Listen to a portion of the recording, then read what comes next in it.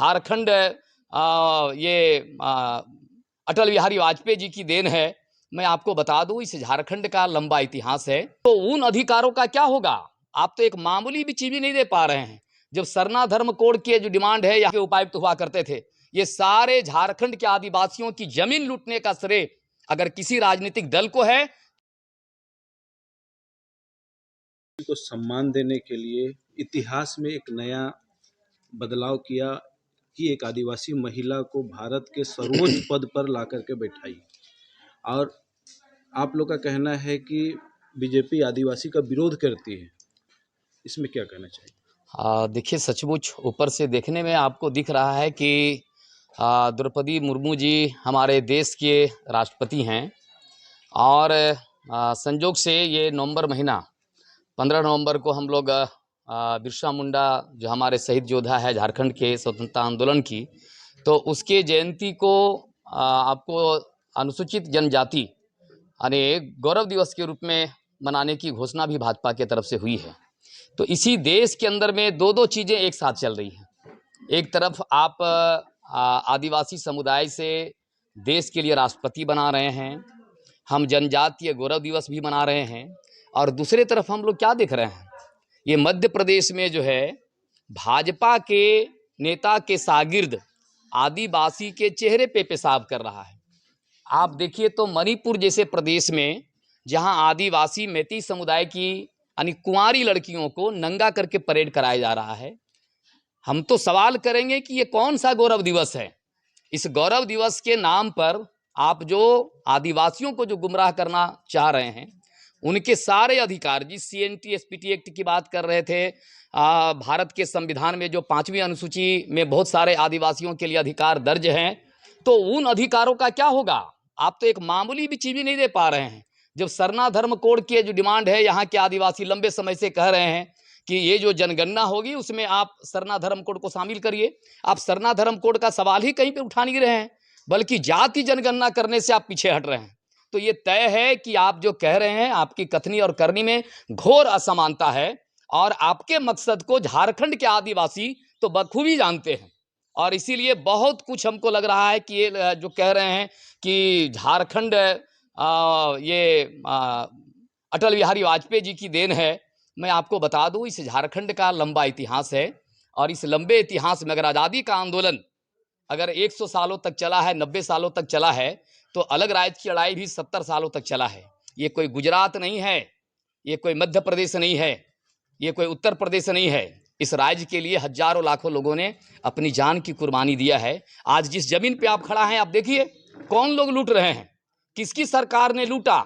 जो आदिवासियों के गौरव जनजातीय दिवस के रूप में मना रहे हैं, वो सारे लोग एक दो आदमी के नाम पर जमीन लिखवा करके, छवि रंजन किसके शासनकाल में यहाँ के उपायुक्त हुआ करते थे, ये सारे झारखंड के आदिवासियों की जमीन लूटने का श्रेय अगर किसी राजनीतिक दल को है तो वो भाजपा को है। और माननीय बाबूलाल जी को पूरे आदिवासी समुदाय के साथ में माफी मांगना चाहिए कि आदिवासियों की जमात को छोड़ करके जो बड़े यानी अडानी अंबानी के थैले में चले गए हैं, वो चट्टे बट्टे की दुकानदारी ये पूरे झारखंड से बंद होगा, इस बात की शुरुआत हो गई है। और यहाँ के जनजातीय समुदाय के लोग बखूबी जानते हैं कि भाजपा झारखंड का हितैषी नहीं हो सकता है, और यहाँ की राजनीति के सत्ता से उसको बाहर किया गया है। आने वाले दिनों में लोकसभा का जो चुनाव होगा, जिस तरह से आप वन अधिकार कानून बना रहे हैं, वन अधिकार कानून के जरिए आप पूरा वन क्षेत्र को दे रहे हैं अडानी अंबानी के हाथों में। यहाँ जंगल बचा करके गांव के लोगों ने जंगल जमीन को बचाया है, और माय माटी संस्कृति को भी बचाने की लड़ाई चल रही है। आने वाले दिनों में बेशक यानी अच्छा दिन होगा, लेकिन बुरा होगा मोदी सरकार के लिए। वो उसको खमियाजा भुगतना पड़ेगा अपने गलत पॉलिसियों के लिए, गलत कानून बनाने के लिए, और झारखंड की जनता और आदिवासी जनता के साथ गद्दारी के लिए उनको इसकी कीमत चुकानी होगी, इसमें दो राय की बात नहीं। झारखंड सरकार जो है आदिवासी की सरकार है, और आदिवासी की सरकार रहने के बावजूद भी आंदोलन 2 का शुरुआत करना पड़ा, उसका उलगुलान हुआ, तो इसकी ज़रूरत क्यों महसूस हुई? देखिए, अलग राज्य में जिन सवालों को हम लोगों ने उठाया था, सचमुच सरकार तो बदली है, और झारखंड आंदोलन में जो हमारे आंदोलन के सुप्रीमो थे माननीय शिबू सोरेन जी, आज उन्हीं के पुत्र जो है झारखंड की सत्ता पर भी बैठे हुए हैं। तो आप तो देख रहे हैं कि गद्दी पर बैठने वाले नेता जो हैं, वो अलग अलग चेहरे आपको दिखाई पड़ेंगे। उस सिलसिले में देखिए तो मधु कोड़ा जी कभी माननीय मुख्यमंत्री हुआ करते थे, बाबूलाल मरांडी जी भी रहे हैं, अर्जुन मुंडा भी रहे हैं, अभी हेमंत सोरेन जी भी हैं। तो जब कोई बड़ी खाका खींची जाती है तो चुनिंदे चेहरों को देख करके यानी कोई लड़ाई की शुरुआत नहीं होती है।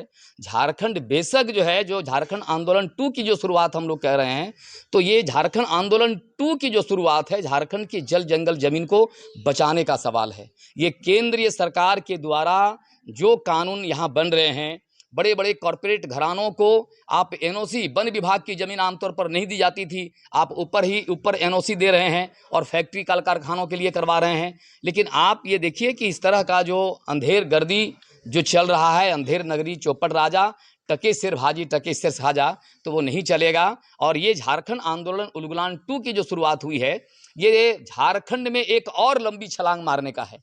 हमारे यहाँ गाँव की बेटियाँ यानी दिल्ली के मंडियों में नहीं बिकेगी, महाराष्ट्र में नहीं बिकेगी, अन्य राज्यों में हमारे युवाओं को जा करके यानी दर दर भटकना नहीं पड़ेगा। हमारी ज़मीन में लोहा, कोयला, सोना, अवरक, तमाम खनिज संपदाओं से भरा हुआ है। हमारे ये युवाओं के अंदर में एनर्जी है, मैन पावर है। तो ये मैन पावर का ताकत यहाँ पर हो। और हम लोगों ने कहा है कि सरकार के अंदर में जो काम करने वाले IAS IPS ऑफिसर लोग हैं, अगर दिमाग है तो एक बार दिमाग भिड़ाओ, वो दिमाग भिड़ाओ कि हमारे कोई युवा बाहर नहीं जाएंगे। कम से कम अगर आपके अंदर में क्षमता है तो इस तरह का जो है एक ब्लू प्रिंट तैयार करो।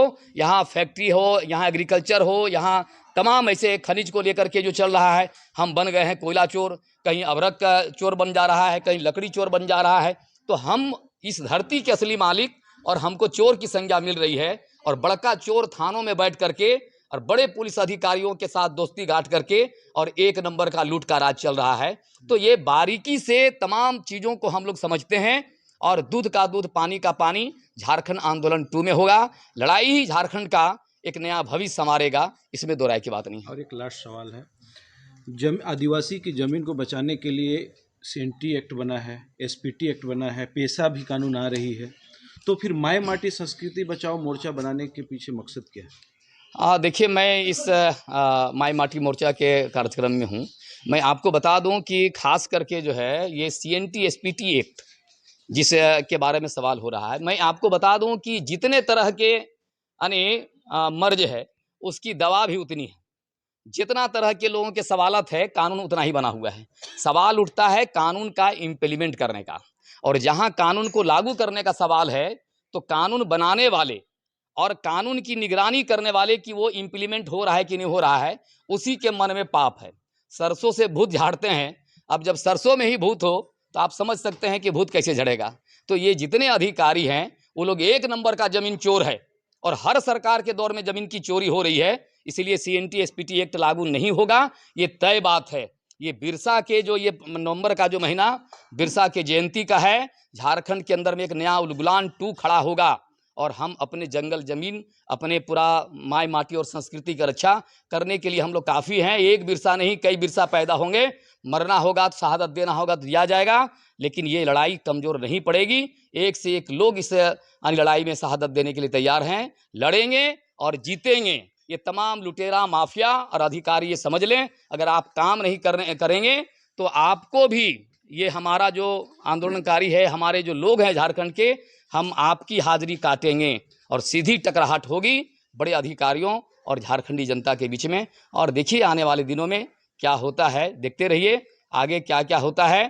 और लड़ाई होगी जम करके और जीतेंगे, झारखंड इस बात की गवाह होगी। आपका परिचय? भुवनेश्वर केवट मेरा नाम हुआ। मैं झारखंड आंदोलनकारी भी हूँ, और और मजदूरों का ट्रेड यूनियन के साथ मैं जुड़ा हूँ। और आदिवासियों का जो जंगल जमीन का जो मुद्दा है, हर लड़ाई में मैं उनके साथ हूँ।